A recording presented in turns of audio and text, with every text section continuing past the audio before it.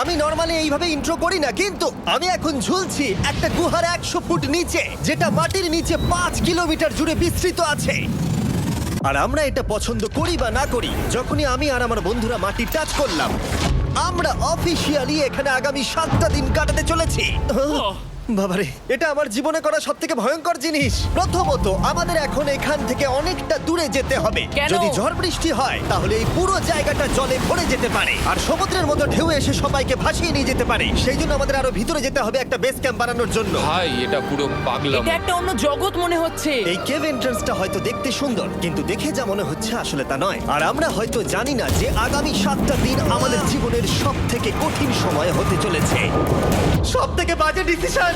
ঠিক আছে, আর কিছুক্ষণের মধ্যেই অন্ধকার হতে চলেছে। ক্যাম্প না করলে আমরা বিপদে পড়বো। আমরা কোথায় যাচ্ছি সেটা কি বলবে? আমাদের ক্যাম্প সেটআপের জন্য একটা ফ্ল্যাট গ্রাউন্ড খুঁজতেই হবে। কেভের ভেতরে ঢোকার পরে আমরা এমন একটা জায়গা খুঁজে পেলাম যেটা অনেকটা উঁচুতে থাকায় আমরা জল থেকে সুরক্ষিত থাকতে পারবো। তার মানে এটা ক্যাম্পের জন্য পারফেক্ট। পারফেক্টটা একটু বেশি হয়ে গেল। মোটামুটি বলা যেতে পারে। ঠিক আছে, ক্যাম্পের জন্য মোটামুটি। প্রথম দিনের বাকিটা আমরা কাটিয়ে দিলাম আমাদের জিনিসপত্র আনতে। প্রত্যেকটা ব্যাগের ওজন প্রায় 80 পাউন্ড। আর যেমনটা তোমরা ফুটেজে দেখছো, আমরা এটা করতে 4 ঘন্টা লাগিয়ে দিলাম। এখান থেকে যাওয়া খুব কঠিন। তারপরে আমরা সবাই বেস ক্যাম্পে ফিরে গেলাম। ঠিক আছে, আমরা এখানে লাইট লাগিয়ে দিলাম। আমাদের সব জিনিসপত্র হোম বেসে চলে এসেছে। একটু ক্যামেরাটা ওদিকে দেখাবে? ওদিকটা কিন্তু ভয়ানক অন্ধকার, আর সবসময় এরকমই থাকবে। তাই আমরা ক্যাম্পিং গ্রাউন্ডের জন্য খুব বেশি কিছু করতে পারলাম না। কটা ফুটো করে দড়ি টাঙিয়ে দিলাম। এটা ধরো আর ওঠো দেখি। মনে হচ্ছে আমাদের হ্যামকগুলো ভালোই সাপোর্ট পাবে। আর তারপরে আমাদের সার্ভাইভাল গাইড জোয়ের সাহায্যে আমরা হ্যামক টাঙালাম। এই সরু দড়িটা আমার হ্যামকটাকে ধরে রাখবে। হ্যাঁ, ডিনার খেয়ে আমরা প্রথম রাত্রি ঠান্ডার জন্য তৈরি হলাম। আমি মিথ্যে কথা বলবো না, আমি যতটা ভেবেছিলাম তার থেকে এই হ্যামকটা অনেক বেশি কমফোর্টেবল। এই আমি তো আমার চমকেই হাতটা তো গেছিলাম। বড় কেন ভাই? এই কেভটা 2.5 কিলোমিটার ডিপ, আর আমরা এখন এন্ট্রান্সের কাছেই ক্যাম্পিং করছি। কাল আমরা অনেক কিছু এক্সপ্লোর করব। তোমরা কেমন ঘুমালে? ভয়ঙ্কর। ঘুমই হয়নি। এটা সত্যিই একটা অস্বস্তিকর পরিবেশ। কেবের উপর থেকে অনবরত আমাদের উপরে জল পড়েই যাচ্ছিল, তাই উপরে একটা প্লাস্টিক চাপালাম, কিন্তু তাও আমাদের হ্যামকের উপরে জল পড়েই যাচ্ছিল। একটা আইডিয়া আছে, চলো শেল্টারগুলোকে ভালোভাবে তৈরি করি। আমার মনে হয় এই প্লাস্টিকগুলোকে জুড়ে দিলে আর জল পড়বে না। বাহ, তুমি তো জিনিয়াস। আমি শুধু একজন ইউটিউবারই নয়, ঠিক আছে? আমার হ্যামকটা এটার উপরে ঝুলছিল। মানে দেখো, আমি আরেকটু হলে হ্যামক থেকে নেমে পড়ে যেতাম। আর আমরা সেই সময় এটা বুঝতেই পারিনি যে এই গর্তটা প্রায় 40 ফুট গভীর। তাই যখন আমি আর শন প্লাস্টিকগুলোকে জুড়ছিলাম, তখন ম্যাক আর কার্ল এই গর্তটা কতটা ভয়ঙ্কর সেটা দেখতে গেল। আমার হ্যামকটা দেখতে পাচ্ছো? ওখানে আমি ঘুমোচ্ছিলাম। এদিকটা দেখো। আর যেহেতু এই কেভে সব একই রকম দেখতে, তাই আমাদেরকে ফলো করা অনেকটাই কঠিন ছিল। এই ম্যাপে তোমরা আমাদের হোম বেস দেখতে পারবে, আর দেখতে পারবে ওরা ওখান থেকে কত দূর হ্যাঁ, যাচ্ছে। এটা তো খুবই ভয়ঙ্কর। ভাই এটা পাগলামো। আর যখন ছেলেরা র্যান্ডমলি এক্সপ্লোর করছিল, তখন আমি আর শন ক্যাম্পে কাজ করছিলাম। এই স্লিপিং ব্যাগটা এখানে কেন পড়ে? কারণ এটার থেকে পিয়ের গন্ধ বেরোচ্ছে। ইয়া, এটার থেকে শেখা উচিত স্লিপিং ব্যাগ ভাড়া নিতে নেই। আমরা স্লিপিং ব্যাগ কেন ভাড়া আমি- নিয়েছি? কেন আমি আমরা জানি না। স্লিপিং ব্যাগগুলো কিনে আনতে পারলাম না? আর তারপরে আমরা এই দুটো প্লাস্টিককে জিপ টাই দিয়ে জুড়ে দিলাম। কিছু মনে করো না, এই দড়িটার উপরে আমার জীবন বাজি আছে। আর তখন ওইদিকে ম্যাক আর কার্ল তখন ওই গর্তের মধ্যে। ও মাই গড, ম্যাক! আর শেষ পর্যন্ত ওরা একদম নিচে পৌঁছে গেল। এই! আমি তো ভাবলাম সবাই ক্যাম্প নিয়ে কাজ করবে। আমরা শুধু দেখাচ্ছিলাম জায়গাটা কতটা ভয়ঙ্কর। না পড়লেই হবে, তোমাদের স্কিল নেই। আচ্ছা ঠিক আছে। আর যদিও ওদের এবার ফিরে আসা উচিত ছিল, কিন্তু কাল আর ম্যাক এটা কতটা গভীর সেটা দেখানোর চেষ্টা করলো। ভাই এটা দেখতে দারুণ লাগছে। তুমি কি নদীটাকে পার করতে পারবে? কিন্তু ওরা এটা জানে না যে এই রিভারটা এই কেভের গোটাটাই জুড়ে আছে। তার মানে এর মধ্যেও আমাদের কিছুটা সময় কাটাতে হতেই পারে। ওই তো ওরা এসে গেছে। এসো। তোমরা রান্না করে রেখেছো তো? হ্যাঁ, রান্না করেছি। ঠিক বলেছ। একটা নতুন বাড়ি, ঠিক বলেছি তো? একদম। এখন আমাদের একটা ছাদ আছে। আর এটা তো দারুণ। জিমি রান্না বেশ ভালোই আর করেছে। আমরা আমাদের ফায়ার পিটটাকে এই সুন্দর জায়গাটাতে নিয়ে এসেছি। জায়গাটা কেমন? বেশ গরম। আরামদায়ক। এই পাথরগুলো গরমটাকে ধরে রাখবে এবং ওপর থেকে যে পি পড়ছে সেগুলোকে আটকে দেবে। ওটা পি নয়। তাহলে ওটাকে কি বলবো? যদি জানি না, হয়তো বৃষ্টির জল হবে বা না, এটা বৃষ্টি নয়, না, পাথর মানে ইয়ে তুমি- করছে। এই একটু উপরে দেখাও। তুমি মেঘ দেখতে পাচ্ছো? পাথর দেখা যাচ্ছে। এটা বৃষ্টি নয়, রক পি। Rock P. ঠিক আছে, রক পি। ঠিক আছে, এটা রক পি। আর একটা শুকনো রাত ঘুমিয়ে কাটাবার পরে আমরা ঠিক করলাম জো আমাদের সার্ভাইভাল এক্সপার্ট, তাকে নিয়ে আমরা কেভের শেষ প্রান্ত অব্দি যাব।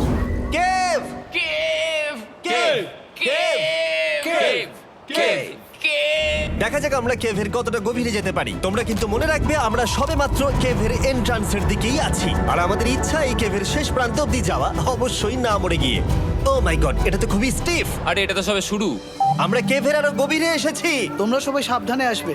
এটা খুবই ছোট জায়গা, আমার মনে হয় না এখান থেকে আমি যেতে পারবো। কেভ এক্সপ্লোরের ইন্টারেস্টিং জিনিসটা হলো যা হোক করে আমাদের এই ছোট্ট ফাঁকগুলোর মধ্য দিয়ে এগিয়ে যেতে হবে, ও মাই গড, খুব ছোট জায়গা। আর তারপরেই খুব বড় একটা জায়গা আসবে, সেটা এতটাই বড় যে কিছু না দেখতে পাওয়ার জন্য এটা করতে হলো। ও মাই গড! এবার আমি সব দেখতে পাচ্ছি, এটা দুর্দান্ত। এটার তো অনেক আলো। ভাই জায়গাটা কতটা সুন্দর দেখো। বাপরে কি আলো, আমি তো তাকাতেই পারছি না। আমি তো অন্ধ হয়ে যাব মনে হচ্ছে। এ বাবা, এটা কি হলো? আমরা বোধহয় ঠিক মতো এটাকে ব্যবহার করতে জানতামই না। চলো এগিয়ে যাই। আর তাই আমরা এগোতে থাকলাম। এই যে এই জায়গাগুলো, এগুলো খুব ভালো ধরার এখানে? জায়গা। এগুলো ধরে এখান থেকে পা ঘুরিয়ে চলে আসতে পারবে। এইভাবে কি? হ্যাঁ, একদম পারফেক্ট। জো সব থেকে ভালো কেভ গাইড। এভাবে কেউ গাইড করতে পারবে না। ঠিক আছে, এইবার ব্যাপারটা ইন্টারেস্টিং হবে। কি? এটা কি? এখান থেকে আমাদের ওয়েট শুট পরে সাঁতার কেটে যেতে হবে। গতকাল ম্যাক আর কার্ল এটা নিয়ে মজা করছিল, কিন্তু এই কেভে আমাদের পরের অ্যাডভেঞ্চারটা ছিল একটা প্রায় জমে যাওয়া নদীর মধ্যে। ও মাই গড, এটা তো পাগলামি! তার মানে আমাদের ওয়েট শুট পড়তেই হবে যাতে আমাদের হাইপোথার্মিয়া না হয়। আমরা এটা কেন করছি? এই এক্সপেরিয়েন্সটা তো জীবনে একবারই হবে। এটা করলে হয়তো আর নাও বেঁচে থাকতে পারি। আমাদের এই কেভের শেষে পৌঁছতে হলে আমাদের এই নদীর মধ্য দিয়ে, এই ছোট্ট ফাঁকগুলোর মধ্য দিয়ে সাবধানে ধীরে ধীরে এগিয়ে যেতে হবে। আস্তে আস্তে নামো, স্রোতের কারণে পা পেছনে টানতে পারে। ঠিক আছে, আমি তাহলে নামছি। তুমি ওই দেয়ালগুলো ধরে ধরে এগোতে থাকো আস্তে এটা তো আস্তে। খুব ঠান্ডা। তুমি পারবে জিমি। জানি না এখানে ঢুকতে পারবো কি না। জিমি, এবার তুমি জল থেকে উঠে দাঁড়িয়ে পড়ো। এটা সত্যি একটা পাগলামি। এখানে কি ঠান্ডা! যখন তোমরা খুব ঠান্ডা জলের মধ্যে থাকবে তখন একটা পাথরকে ধরে এগিয়ে চলা খুব কঠিন হবে। ও মাই গড, এটা সত্যি পাগলামি। ম্যাক, কার্ল, চলে এসো। আমার ভয় লাগছে। চলো চলো, পারবে। ভাই। এগোতে থাকো, পেছন দিকে তাকিও না। একবার দেখো আমরা কি করছি। কিন্তু এই বাধাগুলো এতটা কঠিন ছিল না সামনে যা আসতে চলেছিল তার তুলনায়। আমরা পেরেছি। কেভ কেভ কেভ এই, কেভ। একটা কথা শোনো, আমরা 10% আসিনি। তার মানে এখনো আমরা শুধুমাত্র সার্ফেসেই রয়েছি, আর শেষ প্রান্তে পৌঁছতে হলে আমাদেরকে আরো 2 কিলোমিটার যেতে হবে। যেরকম তোমরা দেখতে পাচ্ছ এখানে 24/7 বৃষ্টি হয়, তাই আমি একটা আড্ডা মারার জায়গা তৈরি করেছি যেখানে আমরা কেউ ভিজবো না। আমি ভাবছি আমি যদি এটা না বানাতাম তাহলে কি হতো। আমি নিশ্চিত যে ওদের একটা ভেজা পাথরের উপর শুতে হতো। আমাদের ক্রমাগত এগিয়ে যেতে হবে এবং শরীরটাকে ভিজে রাখতে হবে। ঠিক আছে। নইলে আমাদের শরীরের তাপমাত্রা কমে এটা যাবে। এতটা কঠিন কেন? সব থেকে বাজে ব্যাপার হলো আমরা যতটাই দিকে এগোবো ততটাই আমাদের পিছন দিকে ক্যাম্পে ফিরতে হবে। আমাদের পরের বাধাটা হয়তো জলের মধ্যে নয়, কিন্তু তার মানে এটা নয় যে সেটা সহজ হবে। আরে এটা কি মাকড়সার জাল? কিন্তু আমি মাকড়সা দেখতে পাচ্ছি না কেন? তার মানে ওটা আমাদের উপরে আছে। আরে তোমার গায়ে, তোমার গায়ে। আমার বন্ধুরা বলতে বাজে। এই গেমটা মিস্টার বিস ভিডিওর মতো, যত এগোবে ততই কঠিন হবে। সত্যি কথা বলতে যদি আমাদের সাথে জো না থাকতো আমরা মরেই যেতাম। আর 3 ঘন্টা পরে জো আমাদের জন্য একটা বাজে খবর নিয়ে এলো। জল অনেকটা বেড়ে গেছে আর আমরা অনেকটা সময় লাগিয়ে ফেলেছি, তাই আজকে আমাদের আবার ক্যাম্পে ফিরে যেতে হবে। আমি মানবো না। তুমি সেফটি এক্সপার্টের কথা অমান্য করতে পারো না। আমি এটা মানবো না। সত্যি কথা বলতে আমাদেরকে ফিরতেই হতো, কারণ এর আগে আমরা শুট করতে অনেকটাই সময় নষ্ট করে দিয়েছি। তারপর ফ্লেয়ার নিয়ে খেলেছি, তাই আমরা ফিরে যাচ্ছি আর এই মিশনটা আমরা পরের দিন আবার শুরু করব। শন, আমরা এসে গেছি। আরে তুমি এখানে কি করছিলে? এখন তোমরা কেউ ভিজবে না। আমি তো জানতামই না এই লাইটগুলো আমরা এনেছি। এগুলো দারুণ লাগছে তাই না? দুঃখের বিষয় আজকে আমরা মাত্র 20% এগোতে পেরেছি, কিন্তু বিশ্বাস করো আমরা শেষ পর্যন্ত অবশ্যই যাব আগামী কয়েকদিনের মধ্যেই। আমার মনে হয় না। কোনোদিনই হবে না। আমি তো বললাম। আমরা ডে 4টা রেস্ট নেব আর ডে 5-এ চেষ্টা করব এই কেভের শেষ অবধি যাবার। দেখা যাক কি হয়। ডে 3-তে মজা হলো, কালকে আবার দেখা হচ্ছে। আর কেভের ভিতরে 3টে খুব বাজে রাত কাটাবার পরে পরের দিন সকালে আমাদের মাথায় শুধু একটাই কথা আসছিল। আমার একটা হট শাওয়ার চাই, তবে আমি এখন একটু শান্তি পাবো। ও, এখন শাওয়ার পেলে কিন্তু দারুণ হয়। আমি চান করিনি প্রায় 3-4 দিন হয়ে গেল। তোমরা নিশ্চয়ই জানো কেভের মধ্যে শাওয়ার করা সম্ভব নয়। আমাদের অনেকটা পথ হেঁটে সাবধানে আগের রিভার বেডের কাছে পৌঁছতে হলো। ও মাই গড! আমি আমার ব্রেনকে ফিল করতে পারছি। আমি এভাবে ব্রেনকে ফিল আমার করিনি। কপালটা জমে গেল পুরো। চলো ড্রোন দিয়ে মাথার চুলগুলো শুকিয়ে নি। এদিকে এসো ড্রোন। ও দাঁড়াও দাঁড়াও দাঁড়াও, এটা কিন্তু কাজ করছে। হ্যাঁ, দারুণ কাজ করছে। ড্রোন থাকতে হেয়ার ড্রায়ারের কি দরকার? আর চুল শুকানোর পর আমরা জয়ের সাথে জার্নির প্ল্যান করতে বসলাম। এটা কি জো? এটাই কেভের ম্যাপ। আগেরবার আমাদের থামতে হয়েছিল কারণ জল খুব জোরে বইছিল।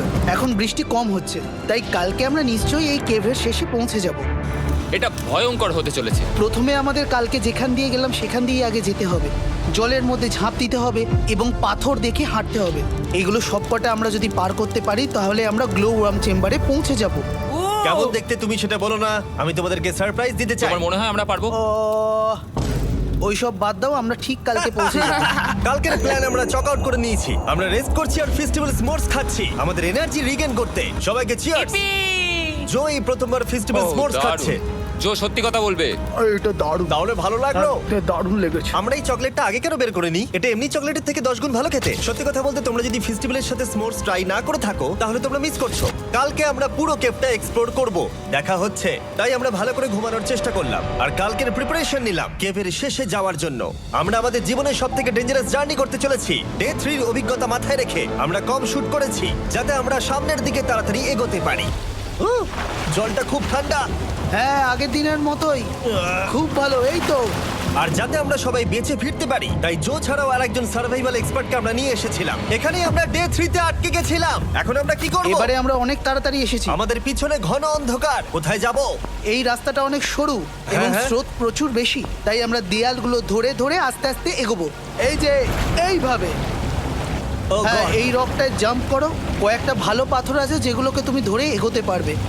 আরে এখানটা তো অনেক অন্ধকার। আমি আর পা পাচ্ছি না, আমি এখন মাটিতে আর পাই পাচ্ছি না। যেহেতু আমরা মাটিতে পা পাচ্ছিলাম না, তার মানে যদি আমরা পাথর ছেড়ে দিই তাহলে এই জলের স্রোত আমাদেরকে ভাসিয়ে নিয়ে যেতে পারে। জো, আমরা কি করব? আমি এটা ধরে এসেছি, তুমি এটা ঠিক ধরো। আছে, আমি তো দেখতেও পাচ্ছি না কোথায় যাচ্ছি। জো, স্রোত আমাকে ভাসিয়ে নিয়ে চলে যাচ্ছে। আমি তুমি করবো কি করে? পারবে, পারবে। শুধু মুখটা এখান থেকে ঢুকিয়ে দাও, আমি হেল্প করছি। এখানে আমি ঢুকবো? হ্যাঁ, এই গর্তের মধ্যে। এই তো, খুব ভালো। এটা আমার জীবনের সবথেকে বিপজ্জনক অ্যাডভেঞ্চার। আমরা এখন কেভের অনেক গভীরে চলে এসেছি আর এবার আমাদের সামনে প্রথম বড় বাধা। এখানে জলের একটা ঘূর্ণাবর্ত আছে, যদি তুমি এর মধ্যে পড়ে যাও তাহলে তোমাকে একদম নিচে নিয়ে চলে যাবে। মানে আমরা পড়ে গেলে মরে যেতে পারি। হ্যাঁ, মানে আমরা মৃত্যুর সাথে খেলা করছি। এটা এতটা বিপজ্জনক হতে পারে আমি সত্যিই ভাবিনি। খুব ভালো। এই তো। তাহলে কি আমার পা এখানে হ্যাঁ, রাখবো? রাখো রাখো। ঠিক আছে, এই তো আমি পেরেছি। এটা আমার ভাবনার থেকেও বেশি কঠিন ছিল। এই নদীটা কতটা শক্তিশালী এই গোটা কেভটাকে তৈরি করেছে। কিন্তু মজার ব্যাপার হলো আমরা পাথরের মতো শক্তিশালী নই। আমি শুধুমাত্র মানুষের মতোই শক্তিশালী। সৌভাগ্যবশত কাল এই অ্যাডভেঞ্চারে লিড করেনি, তার বদলে আমরা একজন অ্যাভেঞ্জার জোকে পেয়েছি। ও কতটা এক্সপার্ট তার প্রমাণ হিসেবে বলতে পারি। সে লিটারালি কতটা ওপর থেকে আমাদেরকে নদীতে ঝাঁপ দিয়ে দেখালো। ও মাই গড, এটা পাগলামি। কে বললো এটা পাগলামি? এটা তো আমার কাছে খুবই সহজ। আমি এটা করব। তুমি কোনোভাবেই এটা করতে পারবে না। আরে কি বলছোটা কি তুমি? আমি এক্ষুনি করতে চাই। চলো যাচ্ছি Joe. Godspeed back. Jimmy আমার সাথে যা যা করেছে তার কাছে এটা তো কিছুই নয়। 3, 2, 1।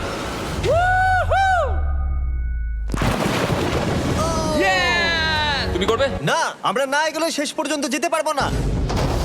ও মাই গড, আমাদের নিচের দিকে যেতে হবে। আমরা সবসময় স্রোতের উল্টো দিকে কেন যাই? এখন শুধু আমি ভেসে ভেসেই যেতে পারবো, আর কিছু না। এই জলের তলায় অনেক ধারালো পাথর আছে, তোমরা সেগুলোকে দেখতে পাবে না, তাই সাবধানে পা ফেলবে। ও মাই গড, আবার এটা গভীর আরে হচ্ছে। আমার পা তো কিছুর উপরে রাখতে হবে। ছোট ছোট পাথরগুলোই একমাত্র বাধা ছিল না, মনে হচ্ছে আমাদের প্রতিটা পদক্ষেপে। ও ভাই, আমি কিচ্ছু দেখতে পাচ্ছি না। এটা খুব ভয়ঙ্কর। কেভটা আরো অন্ধকার হয়ে আসছিল এবং আরো সরু। আর তখন আমরা জানতাম না যে আমরা ফিনিশ লাইন অবধি পৌঁছতে পারবো কিনা। আমি ক্লান্ত হয়ে পড়েছি। এই কেভে আরো কঠিন বাধা আসার আগে তোমাদেরকে আমি কিছু দেখাতে চাইবো। জো, তোমার ব্যাগটা দাও। Thank you. তুমি জানো এর মধ্যে কি আছে? না, জানি না কি আছে। Brand new mister beast lab swamp. সত্যি কথা বলছি, গত 5 ঘন্টা ধরে যেহেতু আমি অনেক পরিশ্রম করেছি, তাই কোনো মতেই এখন এটা আমি বলার মতো অবস্থায় নেই। তাই এটা শুট করার 1 মাস পরে আমি পুরো কেপ সেটটা তৈরি করলাম ফিউচার জিমি নেম ট্যাগ দিয়ে। তারপরে বললাম, হে, আমি ফিউচার জিমি, আর আমি এখন তোমাদেরকে বলবো brand new toy line of mister beast lab swamp সম্পর্কে। এটা একটা কালেক্টিবল টয় লাইন, আর এখানে 119টা ইউনিক ডিজাইন ক্যারেক্টারও আছে যা তোমরা কালেক্ট করতে পারো। আর সবথেকে দারুণ ব্যাপারটা হলো, কোন ক্যারেক্টারটা তুমি পেয়েছো সেটা জানতে হলে এই টিউবে ওয়াটার দিয়ে নাড়াতে হবে আর তোমার সোয়ামস তোমার সামনে চলে আসবে। আর আমি এটা ডেমনস্ট্রেট করতে এই বিশাল বড় টিউবটাকে বানিয়েছি। এই টিউবটাকে জল দিয়ে ভরে দাও। তোমাদের এত জলের দরকার নেই, এটা অনেক বড় বলে এত লাগছে। ঠিক আছে, এটা এখন জলে ভর্তি হয়ে গেছে। এবার এটাকে একটু নাড়াতে হবে। এটা কি আর নাড়াতে হ্যাঁ হবে? হ্যাঁ, অনেক নাড়ানো হয়ে গেছে। এবার জল ঢালো এখানে। জো ঢালছে। আর জল ঢালার পরে তোমরা দেখতে পাবে তোমরা কোন সোয়ামটা পেয়েছো। এটা সবথেকে রেয়ার হাইপোক্রোম, যেটা মাত্র 1000টা বানানো হয়েছে। জো, এটা তোমার। Thank you so much. এটা চাই। আর এটা তোমার। কাল কি নেবে? আমার কাছে দুটোই ছিল। আর আমরা শুধু সোয়ামেই থেমে নেই, আমরা এই অ্যাকশন ফিগার প্যান্থার গুলো বানিয়েছি যেগুলো এই ব্রিফকেসে আছে। আর এই সোয়ার্মের মতো এই মিউটেটর যখন তোমরা কিনবে দেখতে পাবে এর ভেতরে কি আছে। কোথায় কিনবো? ভালো হয়েছে জিজ্ঞাসা করলে। মিস্টার বিস্ট ল্যাব টয়েস এখন তোমরা পৃথিবীর সব জায়গায় পেয়ে যাবে। এগুলো সব বেরিয়ে গেছে, তোমরা গিয়ে কিনে নাও। আর কেবের মধ্যে অনেক সমস্যা পেরোনোর পরে আমরা ফাইনালি পৌঁছে গেলাম গ্লো ওয়ার্ম চেম্বারে। ভাই এবার খুব ভালো লাগছে। ঠিক আছে টিম, তোমাদের গ্লো ওয়ার্ম চেম্বারে স্বাগত। এ তো দারুণ। এটা দারুণ লাগছে। ভাই এটা পৃথিবী মনে হচ্ছে না এখানে একদমই। যে আলো তোমরা দেখতে পাচ্ছ সেগুলো আসলে ছোট্ট ছোট্ট বায়োলুমিনেসেন্ট গ্লো ওয়ার্ম তৈরি করেছে। এটা দেখতে অনেকটা মিল্কি ওয়ে গ্যালাক্সির মতো লাগছে। ওয়াও! আর এই মুহূর্তটা, এই ভিউ, সত্যি বলতে এই ট্রেকের সমস্ত ক্লান্তি যেন দূর করে দিল। এখানে অবধি পৌঁছানো যেন সত্যি একটা অ্যাচিভমেন্ট ছিল। কিন্তু এখন আমাদের যাত্রা শেষ হয়নি, কারণ আমাদের এখান থেকে এখন বেস ক্যাম্পে ফিরতে হবে। আজকে ডে 6 হতে চলেছে, এখনো ওরা আসেনি আর আমি খুব ক্লান্ত। আমার মনে হয় না আমি ভালো করে ঘুমোতে পারবো, ওদের জন্য খুব চিন্তা হচ্ছে। এই ট্রিপটা অনেকটাই সহজ ছিল কারণ আমরা স্রোতের সাথে ভেসে ভেসে যাচ্ছিলাম। আর যেহেতু তোমরা এই ট্রিপটা দেখেছো তাই আমরা এটাকে স্কিপ করলাম। কিন্তু সত্যি বলতে এই জার্নিটাও অনেকটা বেশি সময় নিল, কারণ আমরা ক্যাম্পে পৌঁছানোর আগেই 6 নম্বর দিন চলে এলো। শন, সবাই ঠিক আছে তো? আমার খুব চিন্তা হচ্ছিল। Happy day 6। ডে 6 খুব ভালো। এনার্জি বাড়াতে আমরা আগুনের উত্তাপ নিলাম এবং ফাইনালি আমরা কিছু খেতে পেলাম। এটা খুবই অ্যাডভেঞ্চারাস ডে ছিল। কালকে দেখা হচ্ছে, মানে আজকেই হয়তো। এটা হয় ডে কোনোদিন 6 হবে না। নাকি আজকে, না আমি জানি না। এত বড় ট্রেক সম্পূর্ণ করার পরে শারীরিকভাবে চূড়ান্ত ক্লান্ত হওয়া সত্ত্বেও জানি না কেন কিন্তু আমি একদমই ঘুমাতে পারছিলাম না।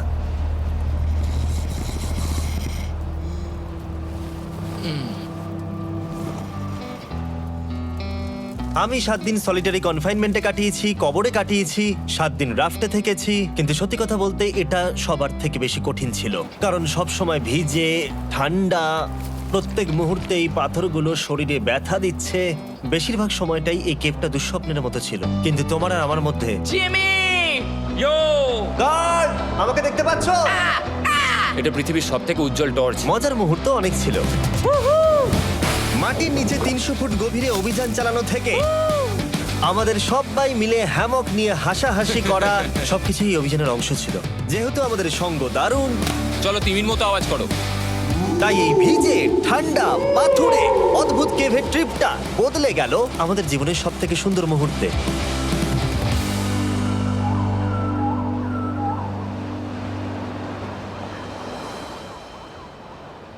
আমরা এখান থেকে যাব না যতক্ষণ না সবকিছু তোলা হচ্ছে। আর আমি সবকিছু বলেছি মানে সবকিছুই। চলো এবার বেরোনো যাক। আর যখন আমরা মাউথ কেভে আবার ফিরে এলাম, ভাই ওপরটা দেখতে দারুণ লাগছে। তখন জয়ের জন্য একটা সারপ্রাইজ ছিল। বেরোনোর আগে জো, আমরা তোমার কাছে কৃতজ্ঞ। তাই এই নাও 50,000 নিউজিল্যান্ড ডলার, 10,000 করে প্রত্যেক জনের প্রাণ বাঁচানোর জন্য। Oh my God, thank you so much Jimmy. Thank you Joel. Love you Joel! এবার আমাদের সব কাজ হয়ে গেছে, চলো বেরোনো যাক। 7টা দিন পরে আমরা ফাইনালি এখান থেকে বেরোচ্ছি।